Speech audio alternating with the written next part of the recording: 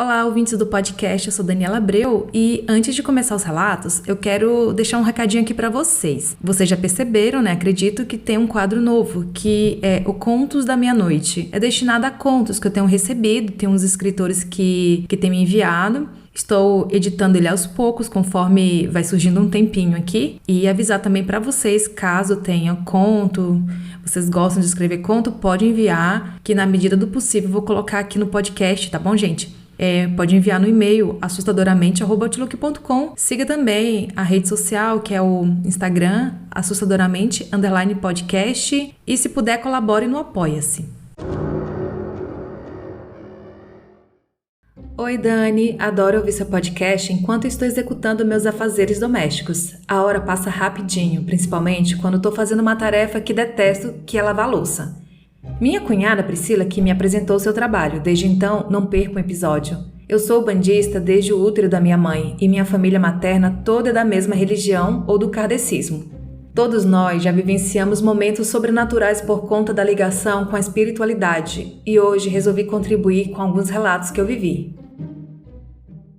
Visita noturna. Uma noite, quando eu tinha uns 5 anos de idade, estava dormindo em meu quarto com a minha irmã, quando eu acordei com uma sensação gelada no corpo e vi uma menina ao lado da minha cama. Ela estava usando vestido cor-de-rosa e tranças no cabelo. A menina saiu correndo até a nossa sala e eu fui atrás dela. Chegando na sala, a menina estava brincando com as panelinhas e bonecas que eu e minha irmã havíamos deixado espalhadas pelo chão. Ela virou para mim e disse: "Vem brincar comigo?" Enquanto eu olhava muito confusa, percebi que ela não tinha pés. Estava flutuando. Dei um grito e a menina sumiu. Meus pais acordaram e vieram ver o que estava acontecendo. Contei o que houve e eles disseram que eu deveria estar sonhando. Minha irmã comentou sobre o episódio com a minha bisa e ela disse que talvez eu tivesse realmente visto um espírito e não tido um sonho. As crianças e os animais são muito ligados ao mundo espiritual e pode ter sido realmente que eu tenha visto um espírito de uma criança em nossa casa. Sombra obscura. Quando eu tinha 16 anos e ainda morava na casa dos meus pais, estava deitada no sofá assistindo televisão com a janela aberta e o ventilador praticamente em cima de mim, porque estava muito calor.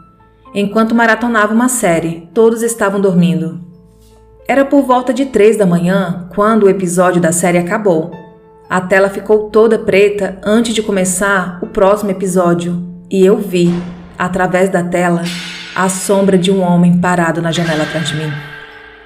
Eu tomei um susto, não olhei para trás, apenas corri e fui trancar a porta da cozinha que estava aberta por conta do calor.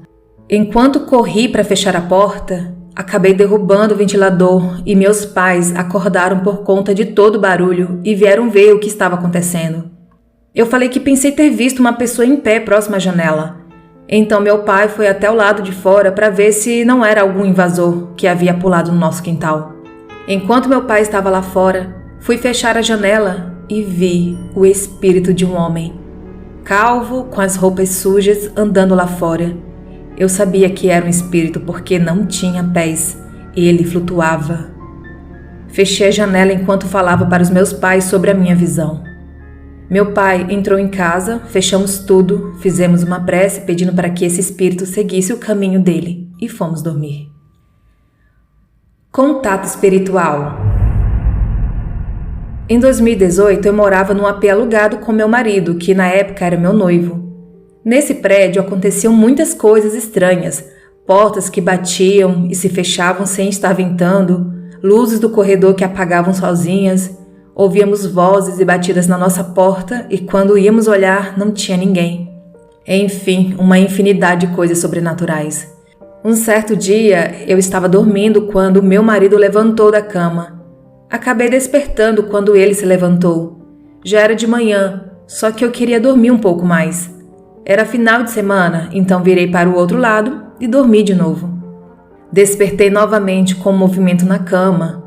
Meio sonolenta, virei para o lado da cama, onde meu marido dorme, o abracei e ia voltar a dormir, quando tive uma sensação gelada por todo o corpo.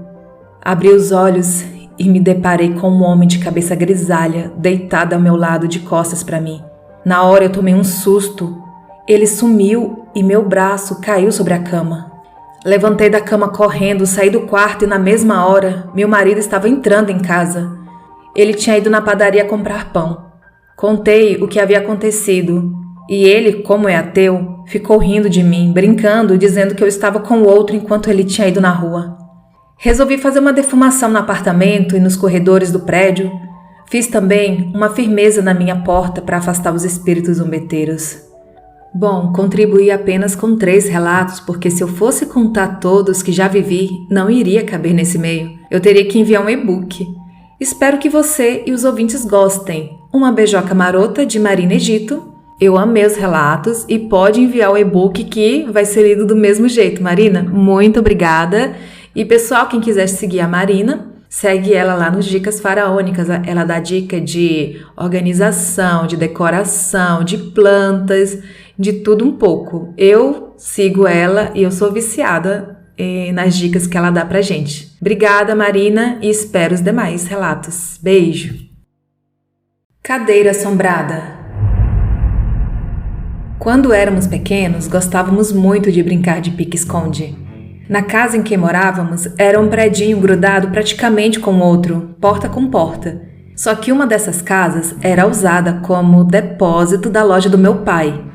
Anteriormente morava uma família lá, mas não lembro muito bem deles porque eu era muito pequeno. Sei que se mudaram quando o filho se matou na casa.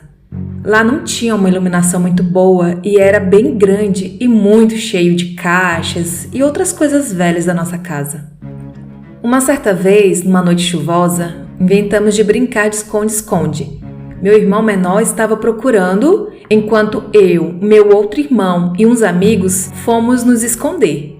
E isso faz uns 18 anos. Meu irmão então saiu para nos procurar e ele foi, adivinha onde? Nesse depósito. Ouvimos ele abrir a porta, que era de ferro e bem pesada, meio dura de abrir, daí fazia um ruído. Estávamos todos esperando ele nos encontrar quando ouvimos um grito e ele veio correndo para dentro da nossa casa.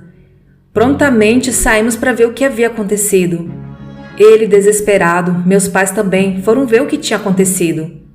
E ele falou que havia encontrado alguém lá dentro, sentado em cima de uma cadeira velha que estava sobre algumas caixas. Daí ele, achando que era um de nós ali escondido, falou: "Você tá pego!" Mas aquilo não reagiu. Daí ele subiu nas caixas e foi até a cadeira e encostou naquilo e falou: "Pode parar, você tá pego, já te vi aí." Daí a coisa virou para ele e abriu um risinho baixinho e ficou virando a cabeça de um lado pro outro. Então ele saiu correndo e gritando. Todos nós estávamos escondidos na casa dos meus pais e não no depósito. Meus pais foram lá ver o que tinha acontecido, mas não tinha nada, apenas a cadeira jogada no chão.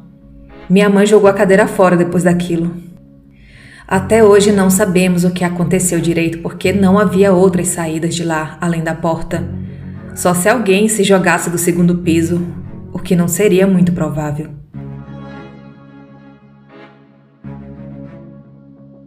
Coincidência ou algo sobrenatural?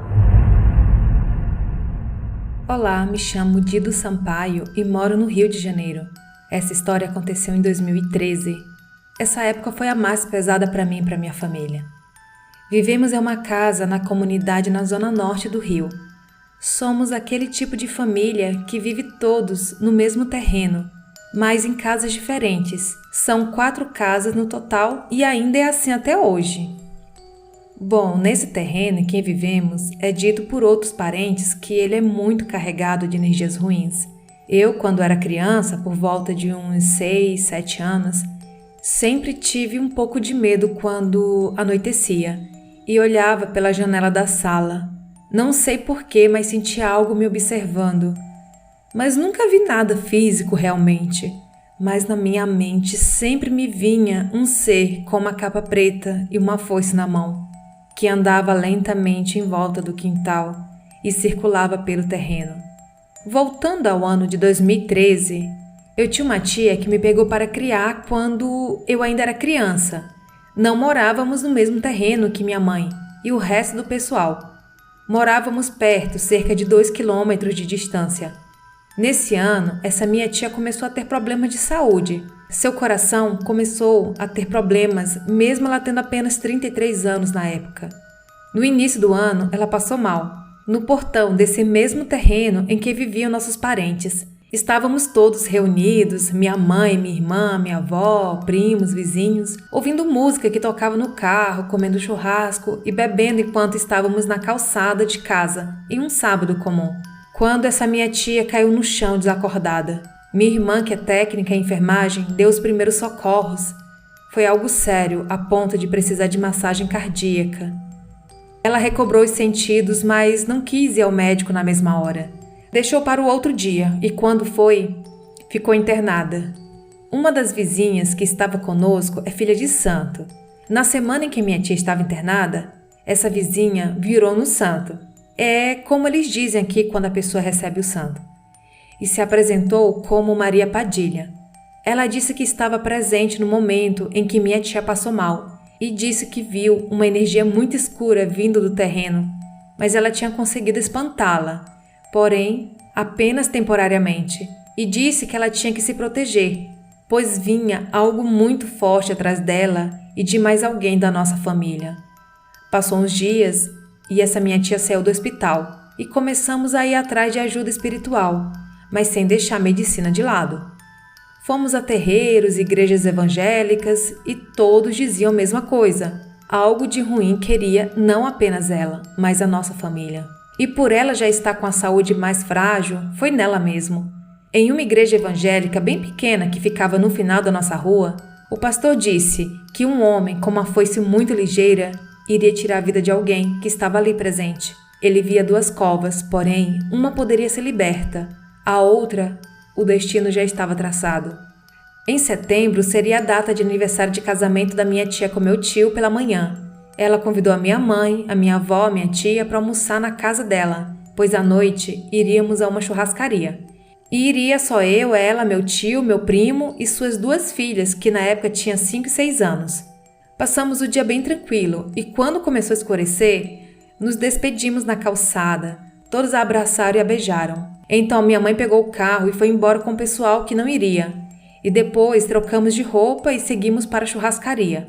Jantamos normalmente e exatamente após a sobremesa, que era algo no espeto com chocolate, minha tia começou a passar mal novamente do mesmo jeito. Até mesmo uma parada cardíaca. Dessa vez não teve como fazer nada. Foi infarto fulminante. Ela tinha ido embora ali mesmo na frente de todos, até mesmo das suas filhas. Esqueci de contar que o primo, que foi conosco na noite, meses atrás também tinha passado mal do mesmo jeito que ela, porém sem muita gravidade. Algo muito estranho, pois ele também era novo, tinha por volta de 23 anos na época. Após o enterro, tive um sonho com minha tia. Ela estava em uma maca de hospital e disse que estava bem, mas que ainda sentia algumas dores no peito. Na sequência, meu avô falecido há muitos anos apareceu para mim.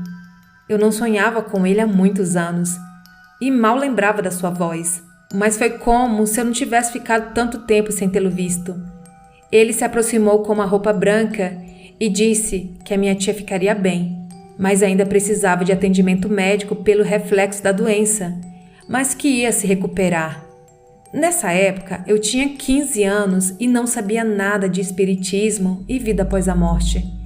Atualmente sou kardecista e aprendemos que a vida do outro lado é como a vida aqui.